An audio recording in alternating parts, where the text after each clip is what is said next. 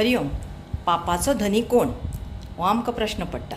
हाजेर एक शास्त्रान बरी काणी सांगल्या. एकदां एक राजान व्हडलें भोजन आयोजीत केलें.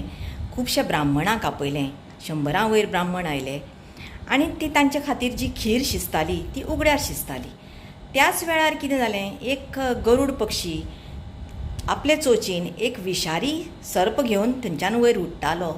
त्या सर्पाच्या तोंडांतलें विश त्या खिरीन पडलें. ती खीर सगळ्या ब्राह्मणांनी खाली आनी ते सगळे मेले. सगळो हाहाकार जालो. कोणाकूच कळना कितें जालें म्हणून. राजाय दोशी ना, रांदपी दोशी ना, कोणाक दोश करपाचो. हांगा येवच्यान यमराज आनी ताजे दूतय बी चिंतेन पडले, आरे हें पाप आमी लावप कोणाक.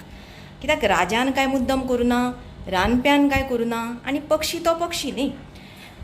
अशें खूब वर्सां गेलीं. थोड्या तेंपान थंयच्यान त्याच राज्यान एक गरीब ब्राह्मण आयलो आनी एका बाजारान वचून दुकानदाराक विचारपाक लागलो, हांव खूब भुकेलां आनी म्हजे कडेन कांय ना, म्हाका हो राजा म्हऱ्यान गेल्यार कितेंय मेळत. तेन्ना त्या दुकानदारान म्हणलें, शी शी शी तूं वचूं नाका, तो राजा ब्राह्मणाक विश दिवन मारता.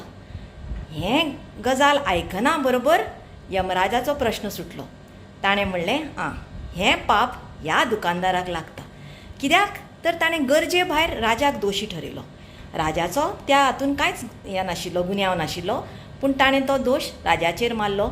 आनी अशें खबर नासतना जेन्ना जे लोक फट उलयतात तेन्ना हें पाप ताका. म्हणटकर पापाचो धनी तो दुकानदार. हरि ओम.